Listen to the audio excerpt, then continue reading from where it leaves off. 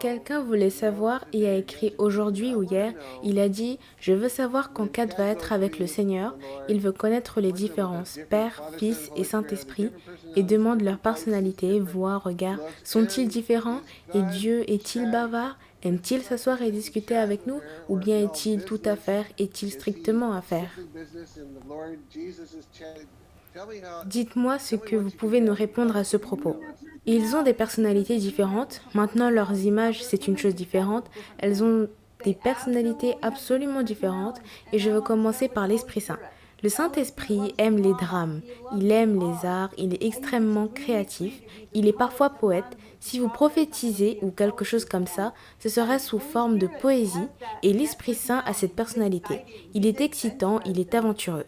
Il sait tout bien sûr, car il est aussi Dieu. Il est le troisième membre de la Trinité, donc c'est son côté. Je le vois beaucoup.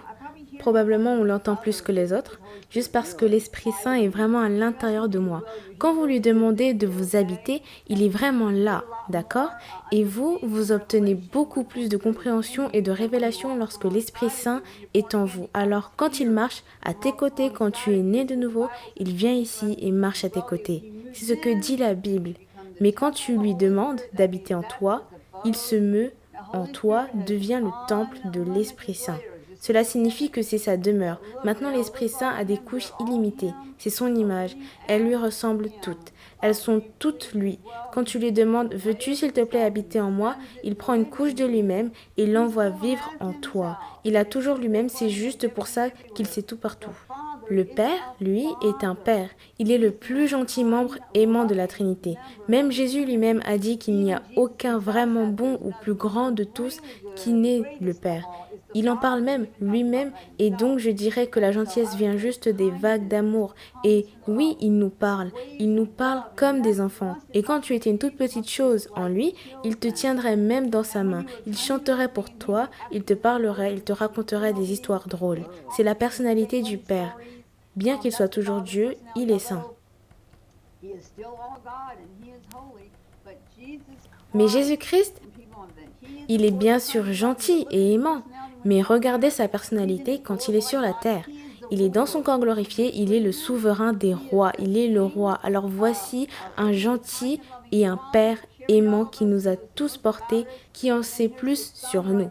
Et alors voici son Fils, ici qui est venu, qui a traité avec la mort elle-même, qui a épongé l'enfer et dépouillé Satan. Il est le Seigneur des armées, sur toute l'armée du ciel. Je parle de Jésus-Christ, le souverain, le roi avec des flammes de feu dans ses yeux. Et les gens aiment toujours courir après lui au paradis pour être avec lui. Mais il est définitivement le dirigeant. Ils ont donc des personnalités différentes. Et généralement, peu importe ce dont ils veulent me parler, comme si c'était à propos de la domination ou l'autorité, ça va être Jésus-Christ. S'il s'agit de choses amusantes, excitantes, d'événements, de grandes choses comme les célébrations ou les mouvements de Dieu sur la terre, c'est l'Esprit Saint. Vraiment? Le Père me rattrape vraiment plus que les autres pour me montrer lui-même son cœur, ses voix, ses pensées, ses desseins, chacun de nous, combien il nous aime, a un grand projet pour nous et à quel point il a fait un moyen pour nous pour que nous revenions vers lui. En d'autres termes, quand nous sommes sur cette terre et nous sommes nés, tout le monde est né sur cette terre déchue et bien sûr il y a le péché impliqué dans nos vies ou les ténèbres impliquées en quelque sorte.